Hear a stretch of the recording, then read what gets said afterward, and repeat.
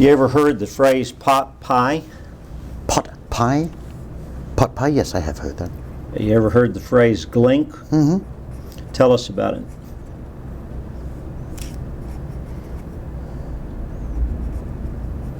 I need to consult with my counsel.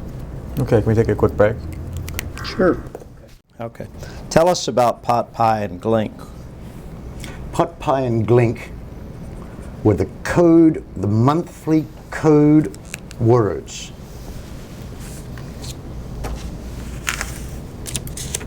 for munitions dropped by U.S. aircraft. You say monthly code words. That's correct. What do you mean? I was told that every month the code word for the use of these two weapons was changed on a monthly basis. In the event a pilot who knew those code words was shot down, and the enemy managed to get the words from him, so they'll change it every month. I think it was pretty well standard. When did you first hear Potpie or Glink? Before you had to fly any form of combat aircraft in the form of a high-speed jet, you had to have an intelligence briefing. Where? It was in what they called a tank. Where was the tank? On the base.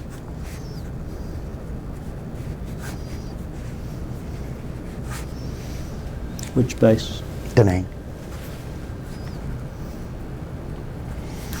And who told you about Potpie or Glink? The briefing officer. You know who that was? I have no idea. What did he tell you? He went through what they call egress. If your aircraft is hit and you manage to crash land, you're still alive. The areas that you head for. If you're in imminent danger of being captured, you'd call on your survival radio. For what? For assistance. If you couldn't be picked up, if you were being surrounded by the enemy, you could call in Potpie. What was Potpie? It was described to me, I have no knowledge of whether this is true, it was described to me as ordnance that was frozen in Freon gas.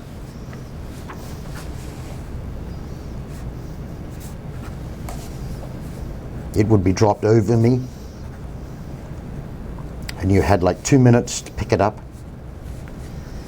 and it was like frisbee shapes, football shapes, a mixture, and you'd throw them out around you, and within a minute or two they would self-activate as they warmed up in the hot temperatures of Vietnam, and that's when the weapon became active and was like a mine, is the way they were described to me.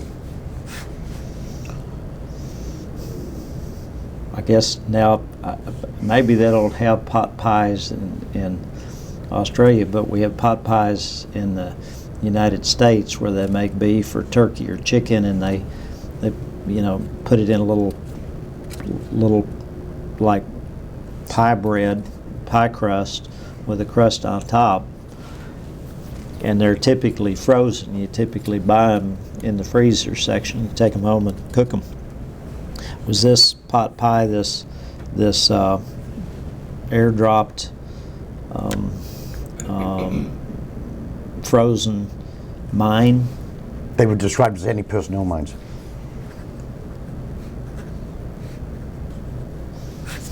Okay, and what were you told Glink was?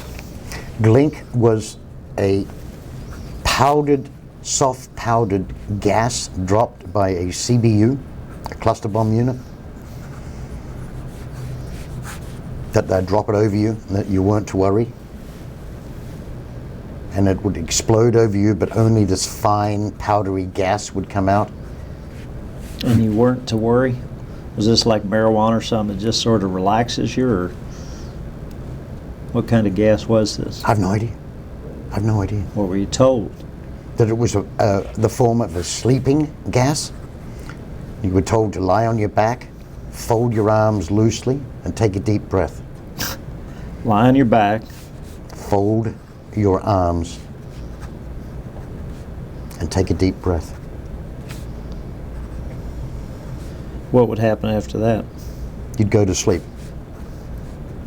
How long would you sleep? I don't know, I never tried it, Counselor. Well, what they tell you? But what they told me was that then a rescue helicopter in the form of a Jolly Green Giant or whatever could get into you would come in and put a sling through your arms and lift you out. And they would have on board the rescuing chopper an antidote. It would paralyze you at first, hence they'd ask you to fold your arms.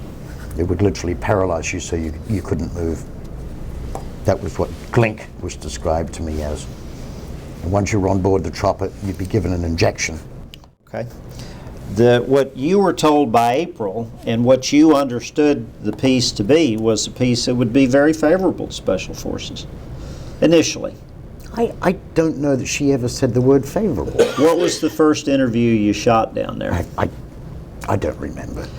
Well, do you recall having dinner with April that night and having a discussion with her where you acknowledged to her the existence of Potpie and Glink? I told her that at dinner. Tell us about that conversation. We were just chatting. We'd had a day of shooting. And it had been a day of shooting, a day of interviews that was very favorable to the Special Forces, wasn't it? A heroic piece. You know, I don't know I would describe it as that because the script hadn't been written. I just know what I shot that day. Well, what'd you shoot? You know, I think B-roll. That was a day of B-roll. I'm not sure we did interviews the first day. Okay. But you remember having dinner with April, and you remember telling her about Potpie and Glink, don't you? I remember telling her about Potpie and Glink. Okay. And what did she say? You know, I don't remember. She was actually surprised, wasn't she? Oh, anyone's surprised. Well, she was surprised. I think she was surprised. So clearly you knew about it and she didn't. True? Very few people knew about stuff like that. Well, that's not my question. Remember a few minutes ago when I asked you, did you tell her or she told you? The truth is, what happened is, you disclosed to April Oliver there at Fort Bragg the existence of an incapacitating gas that you had been told about, called Glink. Well, let's go back to basics. Whether you call it an incapacitating gas, whether you call it Glink, whether you call it sleeping gas, or whether you call it something that puts you to sleep, you disclosed that to April Oliver for the first time there at dinner at Fort Bragg. True? Yes. And she was surprised. True?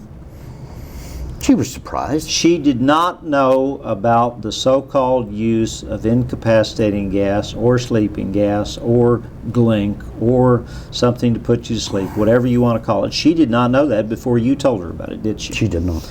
And the storyline immediately changed, didn't it? No. When did it change? I think it probably changed later on when they started to get everything together. Now let me ask you this. Before these June interviews, had April Oliver or anybody from CNN ever said a word to you about nerve gas or sarin or GB or illegal gases? Not that I remember. Now, can we fairly assume that it would have been on or about June 6th or June 7th that you had dinner with April Oliver where you told her about this sleeping gas? Yes. In fact, aren't you the original source for the idea that nerve gas or sleeping gas or incapacitating gas was used on Operation Tailwind?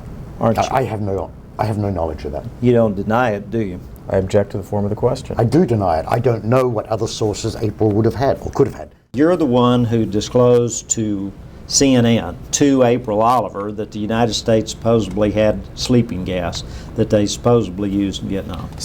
You're the source of that, aren't you? Same objection, you can answer. I did tell April of Glink. Okay.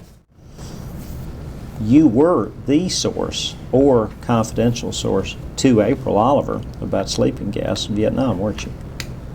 I told April Oliver about Glink and Potpie. Okay.